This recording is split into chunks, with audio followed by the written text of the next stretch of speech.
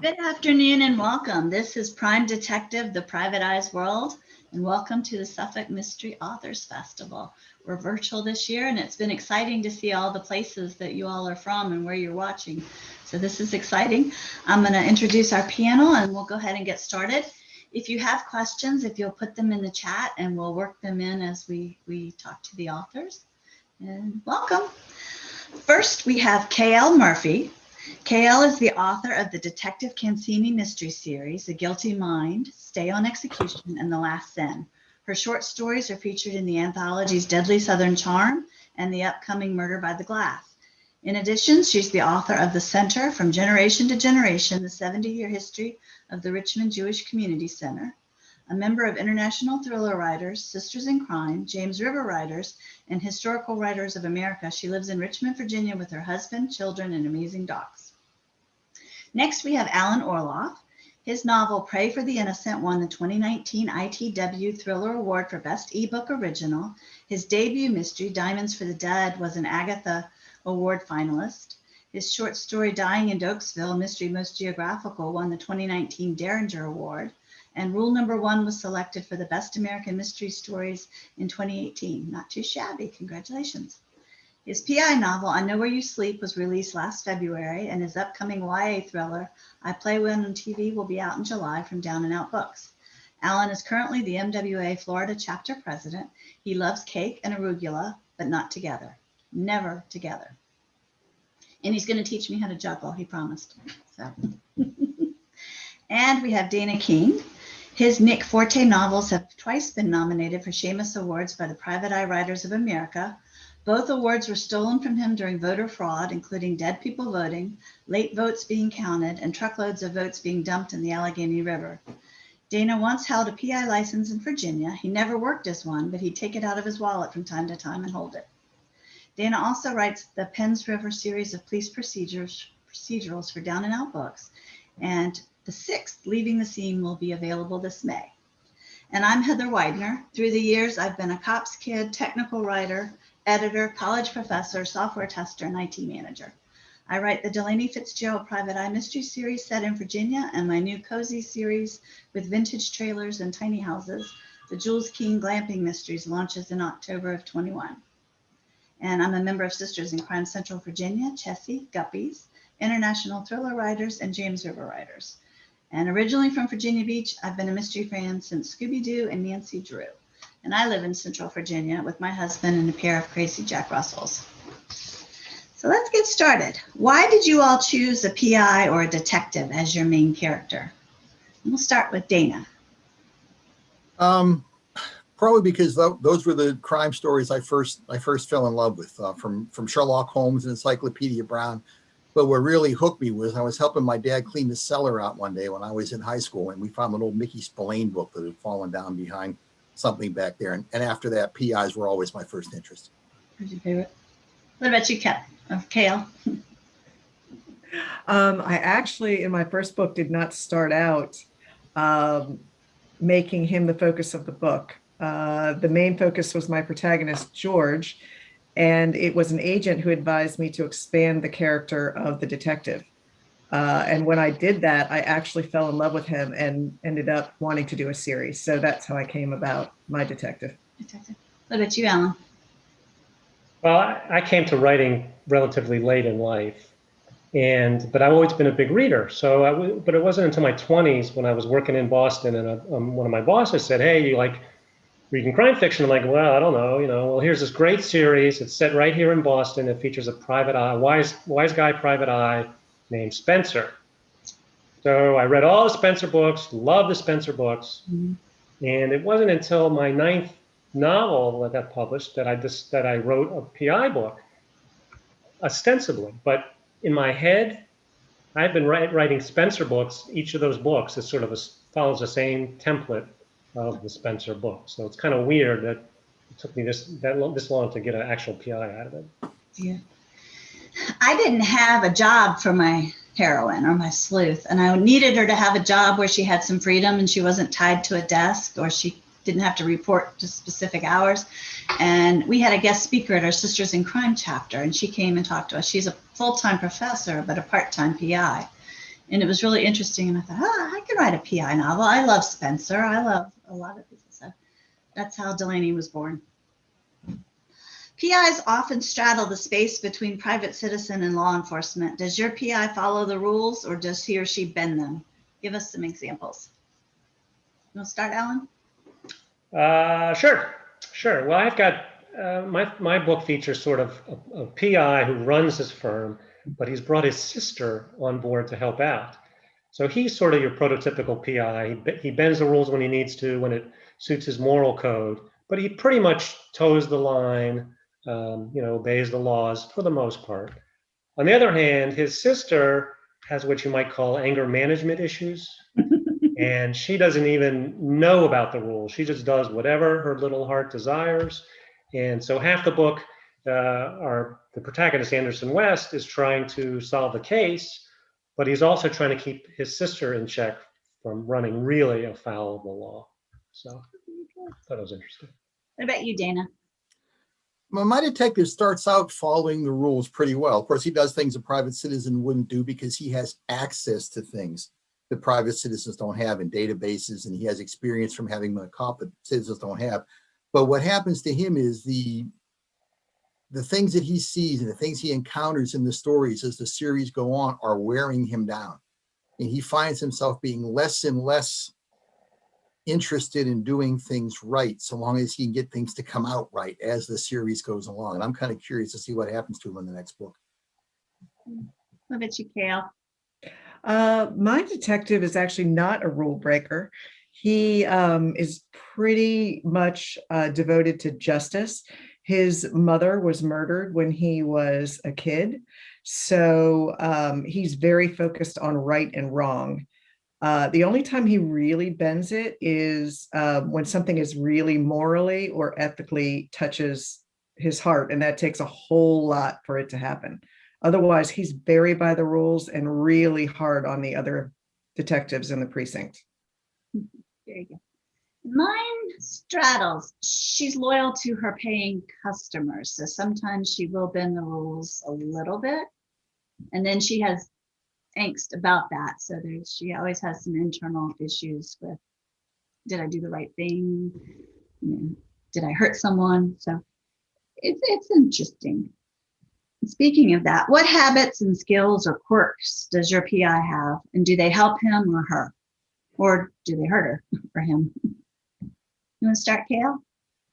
I think that with Detective Cancini, his singular mind makes him a loner. He is so hard on everyone that he tends to push everyone away and try to do everything himself. I think that makes him difficult to work with and takes him a while to adjust and bring people close. So it's kind of a character flaw more than a quirk. What about you, Dana? The biggest thing that about Nick Forte's person or character that helped him with the case once is I had a case. He had a case once where I should step back. Forte used to be a musician, and he's no longer a musician, but he still has friends who are musicians. And one of the stories dealt extensively with events surrounding the Chicago Symphony, where the stories are based. And a lot of the things I knew about having been a musician that Forte also knew allowed him to go places and know people and find things out that the average person might not have known to look for. What about your characters, Alan? I would say I would classify Anderson as a grinder. So he keeps at it. He tries his best, but he's somewhat of a realist. So he understands that some things just won't get accomplished in the time frame he needs them to, and he sort of accepts those losses and moves on, and he keeps on grinding away at the case. Conversely, his sister Carrie, she has so many issues that she just cannot stand to lose. And so she's always out for revenge or bringing up some kind of petty conflict in the past. And, one of the reasons I made Anderson as square as he is because I couldn't have two characters that were just, totally unstable. So he's sort of the stable one, and she's sort of the one that's bouncing all over the place. My character Sometimes she doesn't think things through. She runs in head first and then she has to get herself out of trouble, which maybe that's a sign of not being mature in the role. She's relatively new, but it provides some levity and some comedic times when she gets herself into some sticky situations. So, let's see. Tell us about any background research you've done on private investigators, and what is one thing from your research that actually made it into your book? Dana, you had a license, so. Yes, I did. I had a license from Virginia for a year. I went to the classes. I passed the test. I never actually did anything with it. It was in an odd time in my life. So I just kind of had an active license for a year and never got it renewed. But taking the classes let me hang out with detectives for a week or so, just talking about things. And the thing that primarily, well, the two things I got out of it was, one was the types of databases and information that detectives can have access to that the average person can't. They're for-fee databases or they're search engines, those sorts of things that you have to put a case number in because you have to have legitimate reason. But the thing that stuck with me, and I always try to work it into a book, I ask all the detectives I talk to, what's the one thing you see in PI stories that bothers you the most? And all of them said almost in unison, they never get paid. Oh. And we don't do this unless we get paid. So I managed to work Forte being concerned about getting paid somewhere into every story, up to the point where in one of the books, he's meeting his client to hand in his report. And on his way to go to the meeting, his client is killed in a drive-by shooting. And the chapter ends with Forte saying, it'd be a bitch to get paid now. What about you, Alan? My research is almost exclusively based on TV shows I watched in the 1970s. All those great detective shows, that sort of somehow ingrained themselves in my head. And, Chad says Rockford. Yeah, I'm a big Rockford Files guy. And if I'm sure that most of my short stories and this novel are somehow in a recycled Rockford Files plot. Maybe two merged together. I don't know. Yeah. What about you, Kelly? I've done the standard like handgun research sort of thing, but in my most recent book I'm working on, which is not a Cancini novel, it was inspired by an author I heard speak at Malice, and she had done a book, a nonfiction book about a death in a building in Baltimore that used to be a hotel. And they couldn't determine whether he had committed suicide or something, a little more serious had happened. I started researching the hotels in Baltimore and came up with the idea of a suicide fictional. And I was surprised to learn how many people choose hotels as the place to go. It's a pretty high number. And then you start getting into how the hotels are cleaned and that there are people who actually do that for a living, clean hotels after people's deaths. It just got into this whole wormhole. It's amazing the things you learn when you start researching. And I knew there were things that I might not want to Google because I'm pretty sure I'm on somebody's list somewhere. But thankfully, my dad is a retired police officer, and it is helpful to be able, hey, Dad, what's a meth lab smell like? Or how long is a body going to stay submerged? Because they're just, except we're sort of at lunch sometimes when we're talking about these things. So I always have to look around and think, oh, yeah, no wonder she got up and moved. But, but it's fun. And you do need to do your research because people will tell you if you didn't quite get it correct. And there were discrepancies. Without spoiling any endings in your stories, what demons does your private eye face? And do they help or hinder him or her? Alan? Anderson probably doesn't have any demons except for his sister, who's a living demon, and she's the one with all the demons. So all the back stuff that would normally affect a character, I put it all in her backstory, and I could probably, one of my beta readers said, Anderson's great, but you really should write about Carrie. She's the real interesting character. So maybe down the line I'll have a Psycho series or something. What about you, Dana? Any demons? Oops, you're mute. You're muted. Dana, you're muted. Yeah, you're muted.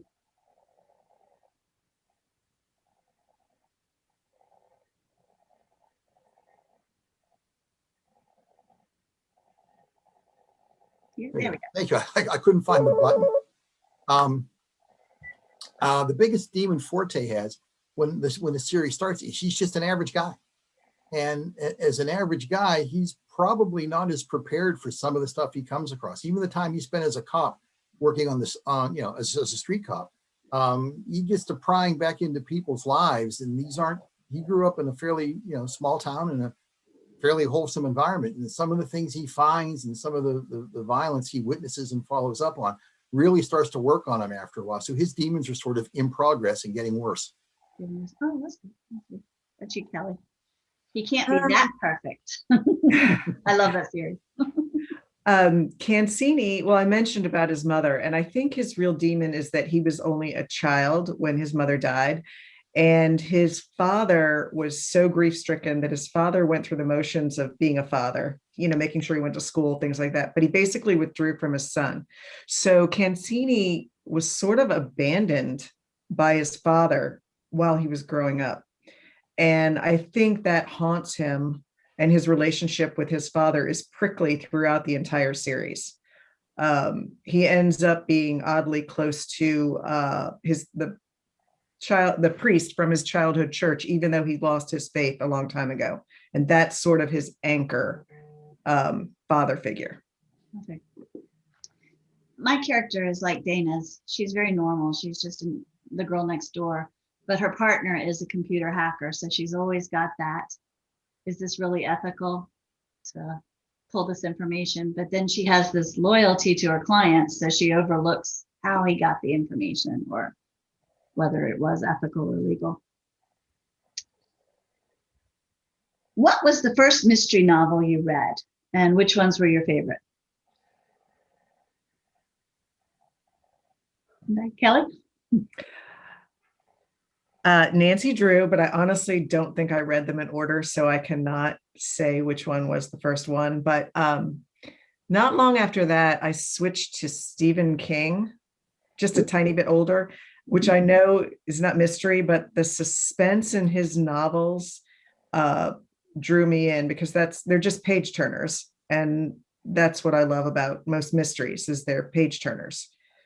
But Nancy is still a classic. What about you, Alan? Well, I didn't read much Hardy Boys or Nancy Drew.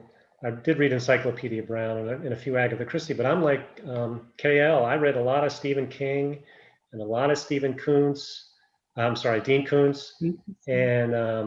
those they could make you turn the pages. So back I didn't really read like genre specific. I just read what I thought were interesting in good books. So. Bet you, Dana. The first one, again, I'm kind of like KL. It was one of the Hardy Boys books. I couldn't tell you which one. I read most of them, and then I graduated to Sherlock Holmes. And then, as I said, as I got older, I got into Mickey Spillane and Raymond Chandler and Robert Parker and what we call now the usual suspects for somebody of our age. That was me too. It was Nancy Drew and Alfred Hitchcock and the Hardy Boys, and those were gateways to Agatha Christie and P.D. James and Sherlock Holmes. And the best course I ever took in college as an undergrad at Virginia Wesleyan was History of the Mystery. And I thought, I'm getting credit for this. This is so awesome. I get to read mysteries and get credit for it. So that was the best course I ever took. As a cops kid, I learned very early not to watch police shows with my dad. He ruined chips for me forever. Does being a mystery writer make you better at solving cases in novels and movies and TVs? Or are you that person yelling, that doesn't happen that way? You can't get DNA back in an hour. Or do you not watch them? I don't watch many. And the ones I watch are the ones that I have reason to believe are going to get things pretty well right. The Bosch series now is very good for getting the procedural stuff right. There aren't a lot of private eye shows on right now, so I don't get to watch a whole lot of those new things. But I'm a huge fan of The Wire. because the procedure is so good. And when I watch these shows, I am less concerned with solving the mystery than I am with watching the procedure and watching how the cops work. Even in the PI stories that this works. I'm a big disciple of Joe Wambaugh's philosophy, which is in a good mystery, the story is not so much, I'm paraphrasing, the main issue is not so much how the detective works on the case, it's how the case works on the detective.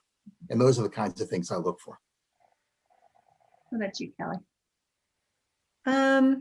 I don't really watch many series on regular TV anymore, but I did.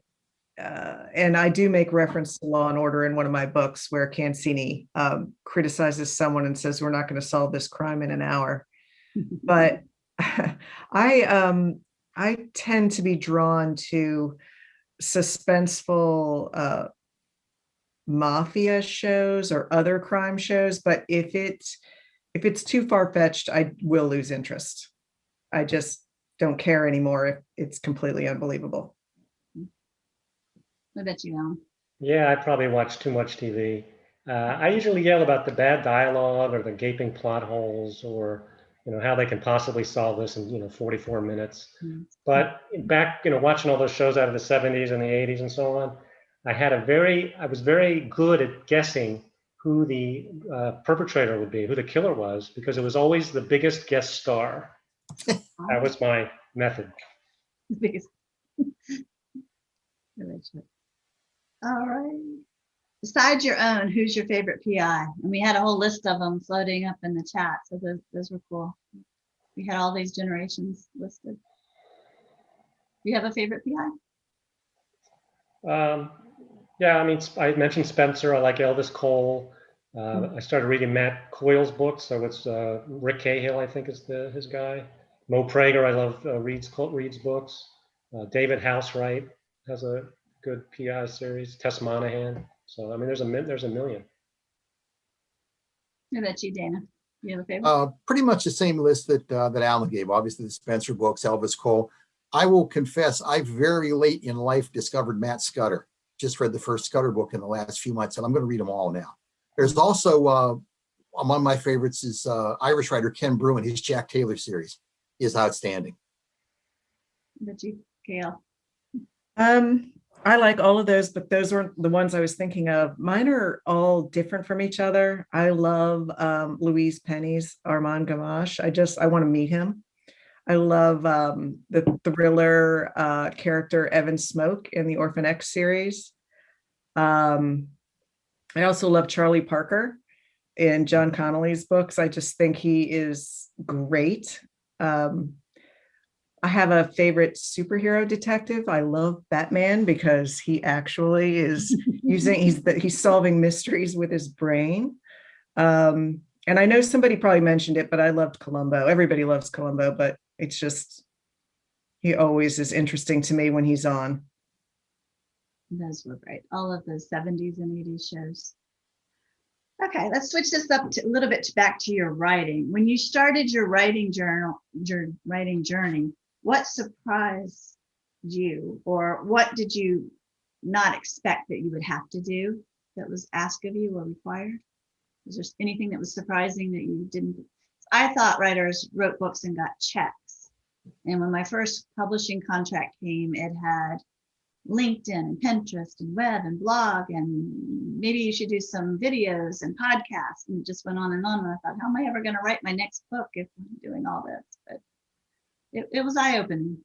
So, any surprises? That was probably the biggest one for me, which was, I'd kind of gotten into it thinking, well, you write the book and you give it to the publisher and they may set up some publicity things for you. And then you go on and write the next book. And then you find out that you have to do all that stuff yourself pretty much anymore, unless you're one of the big names. And that was probably the biggest shock to me. How about you, Alan? I'll echo that, the amount of marketing and promotion one has to do. I also, this will sound really weird, I guess I didn't really understand how subjective writing is. Mm-hmm. Which is like, duh, yeah, people like different things. But some people say, oh, this book is great, or I really like this detective. And in my head, I'm like, yeah, I didn't care for that at all. And it just, I don't know. It just struck me as something I never really even thought about, I guess. I bet you can. Both of those things were true. I think that you're shocked when you realize how much self-promotion is involved, no matter what your contract is, because it's just, if you're not a John Grisham, you're going to have to do some work. It really doesn't matter who you are. I also kind of was surprised that I love the editing process. I don't think I knew that right away. I look forward to it. You're finished and you get it back and you do those steps from your editor that make it really so much better. Just taking your work and making it even better is so fun. It's one of my favorite parts. If I can just follow up, that's an excellent point. I didn't realize how much I was going to like editing. I thought I would like writing. And now when I do my first drafts, to me, that's just like, that's mining. That's just digging up the ore for the raw materials so I can go back in later and edit a book out of this. Mm-hmm.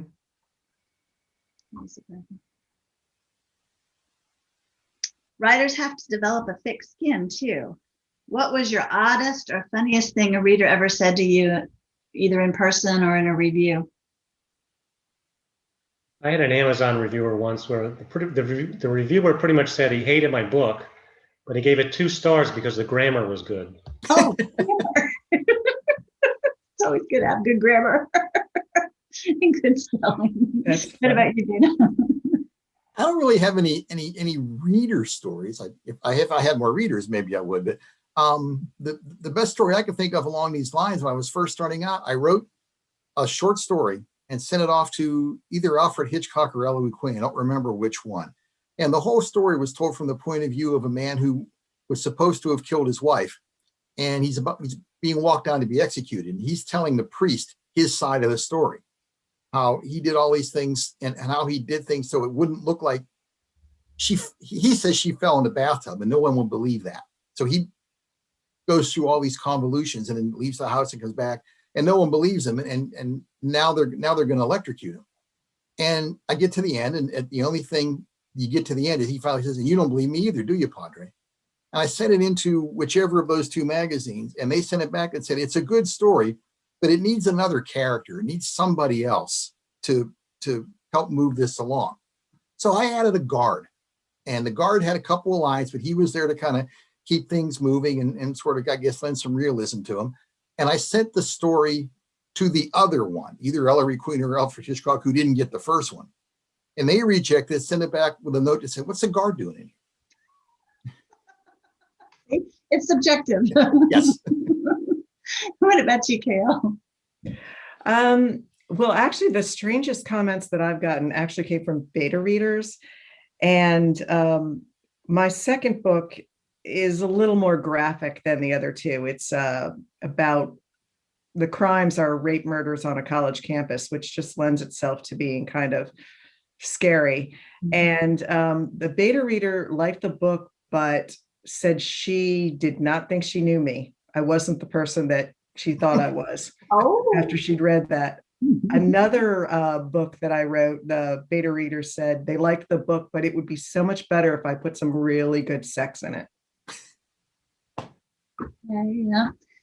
We did our first, it was probably one of the first speaking engagements I did for an anthology. It was for Virginia Festival of the Book. And it was probably 100, 125 people there.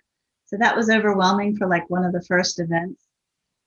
And everybody came up afterwards and they were congratulatory and they were asking us questions and to sign the book. And this lady came up and she said, "Your lips disappear in the back of the room."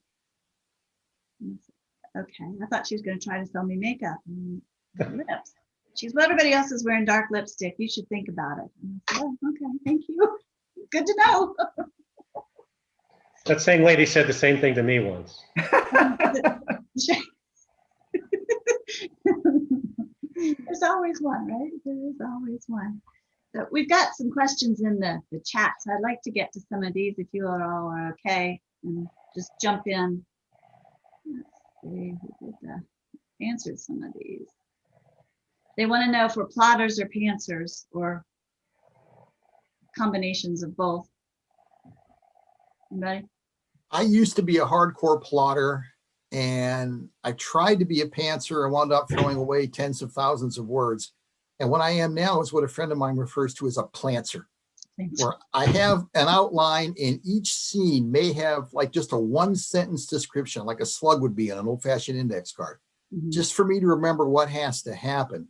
And then when I get to that scene, I pants the scene, but I already know how the book is going to come out.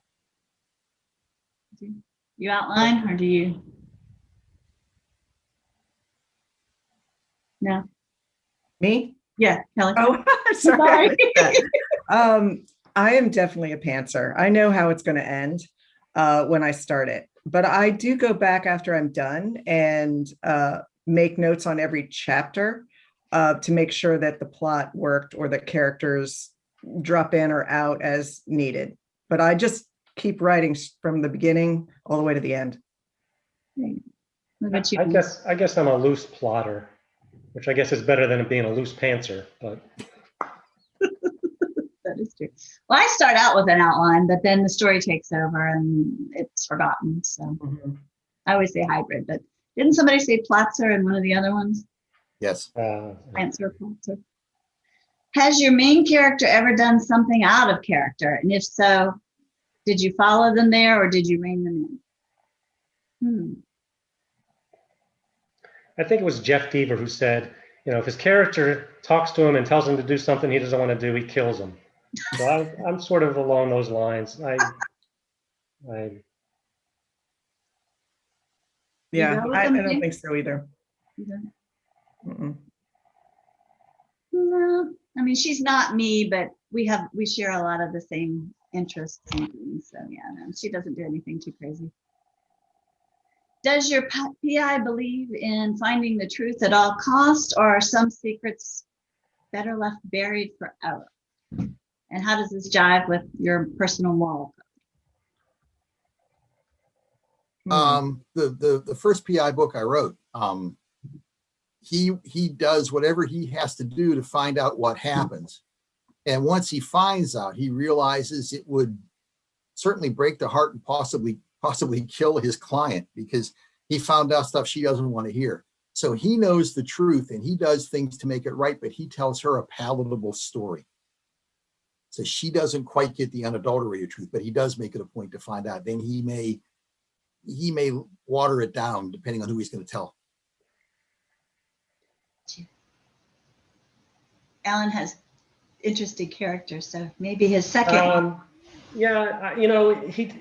Of course the truth is important, but I think Anderson West is more after making sure he gets justice.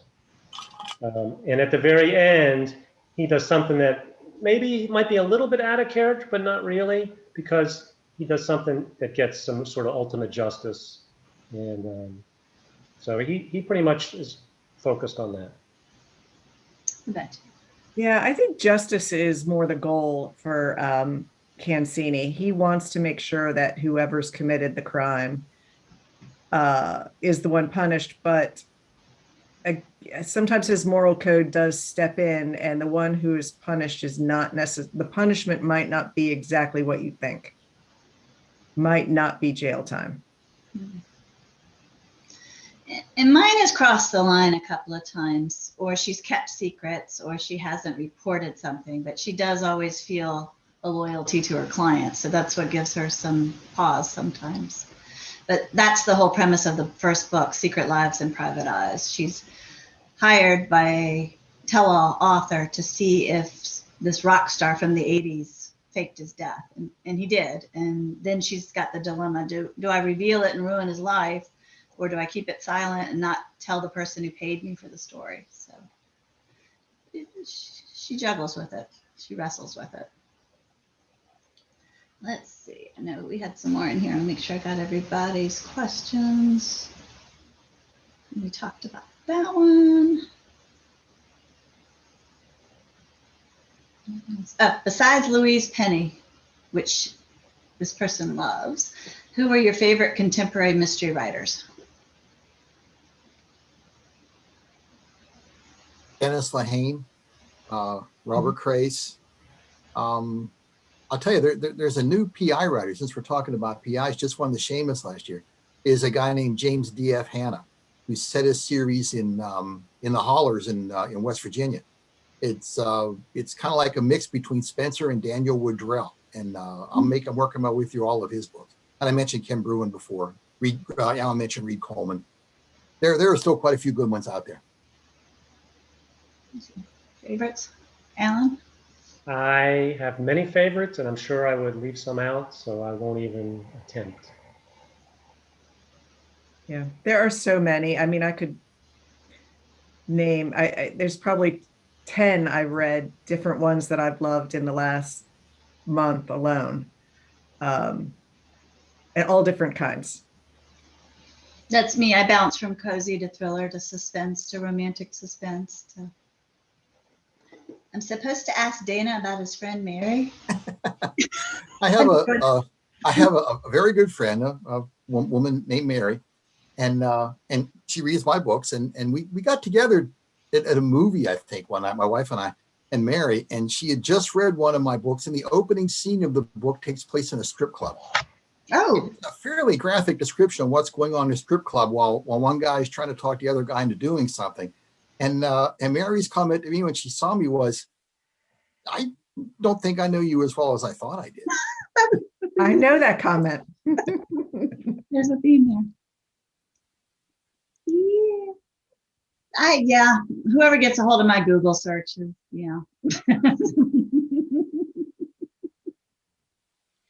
Is your protagonist based on someone you know? No. No? No. Totally made up? Mine, frankly, is me. When I first started writing these stories, I wrote a short story as kind of a joke, and I worked a lot of friends into the story, and I was the investigator.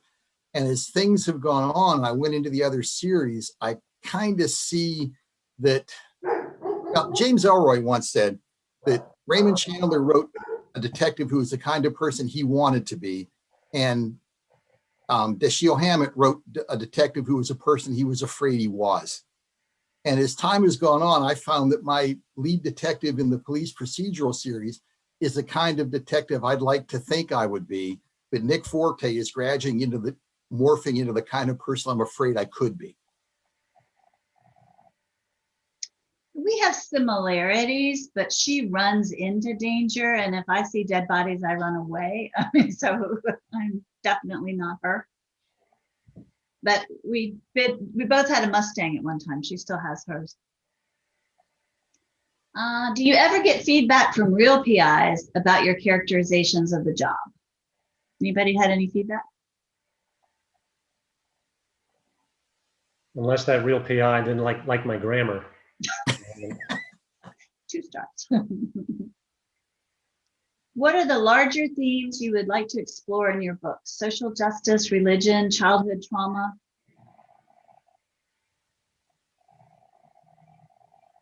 I don't worry in the PI stories. I don't worry so much about larger themes so much as I worry about things that happen to people. I mean, to me, a PI is somebody who looks into problems that people have, whatever the cause of them is, and then tries to, as I think it was KL said, just tries to get some justice out of it. So my PI stories are much smaller scope. My police procedurals tend to get into more social issues because they're cops and they're dealing with the impacts of different things. But the PI stories tend to keep things on a fairly narrow focus. Mm-hmm. True. I do have 2 of my books. One is with a psychiatrist and the other one is with a priest. And it explores a little bit about how you can confess things and they can't. It's not really a social issue, but just being that ability to confess things to someone who cannot then repeat it. And it comes into play in trying to figure out the truth and get justice in those situations. But like Dana said, it's on smaller scales when you're looking at crime solving as opposed to, they're not really social justice issues. Well, I mean, again, Carrie, the loose cannon sister, she suffered an abuse situation when she was in her teens, late teens, and that has affected her greatly throughout, especially that she didn't get, justice or closure that she needed. I mean, so in that respect, the question mentions childhood trauma and the fact that certain people don't get, they're victims, but they aren't believed, perhaps, and so on. So in that sense, yes. But I think that both Dana and KL, even though it happens to one person on a smaller scale, it's still, a larger issue. It's not just that one person in the entire world it's happened to. It's happened to many people. So I think in that sense, it is a broader scope. Mine have, it's the quest for justice or the quest for righting a wrong. But I tend to use popular culture things, animal trafficking. I have her best paying client is a strip club owner, and he's just sleazy. He's just as sleazy as he can be, but he grows on you after a while. And you find out he cat sits for his neighbors. So there's always something redeeming in some of the characters. And then in the last book, there were some thefts at a drag show. And one of my writer friends decided, since I'd never been to a drag show, we had a writer's day, and the entertainers found out we were writers. So they wanted to give us plot lines and themes and people we should kill off. And it was fun. So it was very interesting. Alrighty, they want to know, do you think PI novels will change or grow or develop in the wake of police protests and scandals? Do you think and the way that police are portrayed? Do you think we'll see some of that evolve into storylines? That question's from the aforementioned James Diaz Hanna, who was the Seamus Award winner. But yeah, I mean, I think if detective fiction and fiction in general is reflective of society, then I think that it's inevitable that that'll make its way into books, and we should start seeing that in the next year or two once it gets through the cycle. And that's, I think that's a great thing. PI fiction has been cyclical for years. I remember reading that, Robert B. Parker saved PI fiction because it would kind of drop off as Mickey Spillane got older, and he revived it. And it's been in a fallow period for a while, but I think part of that is because after 9/11, people weren't trusting of outsiders. They wanted a monolithic government agency to keep them safe. And I think now the pendulum's about to swing back the other way. Like you said, as people are having some issues with the large police, I think you're going to start seeing more places for a PI to go in and look at things the police don't want to look at. Yeah, and I think it's also already been reflected in movies, and I'm pretty sure Law and Order's already done it. So I see it definitely filtering down into literature for sure. It's just part of what's happening. All right, what's next for you guys? What's on the horizon? Who's first? I'll go first. So I have, all the writers here and the writers that are watching at home. Sometimes you just get on like a hot streak or lucky streak. So I've had a bunch of stuff that's going to come out. So The Shovel is a flash fiction piece that just came out on Pulp Modern Flash a couple weeks ago. And you can go online and read that. I've got a story called Gator Palooza that's coming out in the May-June issue of Alfred Hitchcock. I have a story it's a 25 stanza limerick called There Once Was a Man Named Larue, which is going to be in Mystery Most Diabolical. And I'm going to be I'm going to be reading that at the Sleuth Fest Noir at the Bar. And Sleuth Fest coming out in a couple of weeks, so you can all sign up for that. I have a story in the Bouchercon anthology that's called Killing Calhoun Again. A Taste of Murder is a short story that's coming out in Murder by the Glass, so that's great. And I have a novel coming out in July. It's a YA thriller called I Play One on TV. What about you, Dana? Oh, I'm pretty boring after that. And Alan should know too, half those things he just mentioned will be nominated for awards. Because it's kind of how Alan does things. My new book coming out in May from Down and Out Books is called Leaving the Scene. And it's one of the police procedural novels. I've been taking a break from Cancini and working on some standalones. I have one with my agent right now, which is kind of centered and inspired by the hotel that I mentioned. A journalist's sister may or may not have committed suicide in this hotel, which also happens to have a history of death. Then I have a second work in progress that features a podcaster like a lot of the ones that you guys all probably listen to, who investigate crimes, and he's very eager to make a name for himself, struggling to investigate a crime. I also have a short story coming out in Murder by the Glass that Alan and Heather are in as well. I have that coming out in July. I have a Mutt mystery coming out this summer. I have the fourth Delaney coming out. It's got to get through editing, so that'll probably be late in the year. And then my new cozy series starts in October. So there's 3 of those. That's set in a fictitious town outside of Charlottesville, Virginia, full of vintage trailers and tiny houses. So it's definitely cozy.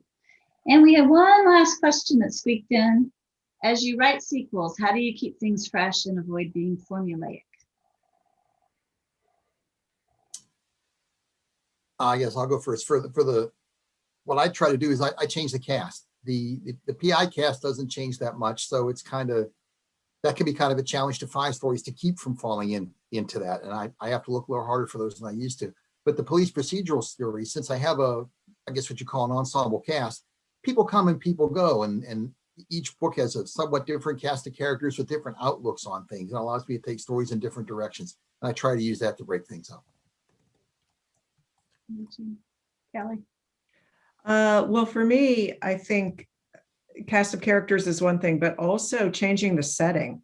So my detective is basically a Washington detective, but the second book, I take him out of Washington for the most part and put him in a small town to something that happened when he was younger. And sometimes that gives more life and puts your character in a new light with new people as well. How about you, Alan? As soon as I get a chance to write a sequel, I'll let you know. Kelly's right, though. I mean, if you can take it out of the situation, or the series I'm working on now is set in a beach town. So folks come and go, and they're very transient. So that makes it easy. So I'm not murdering everybody in the same little town. So that's always helpful. Thank you all so much. You have been a fabulous panel. You've been great. You've been very entertaining. And many thanks to Katie Kelly and her wonderful team who put this together for us and then switched everything to virtual. So thank you. And thank you, Heather. Oh, Yes. Thank you, Heather. Thank you, Kathleen. Thanks, everyone, so much. Good to see you all. all the readers. And please make sure you check out everyone's books.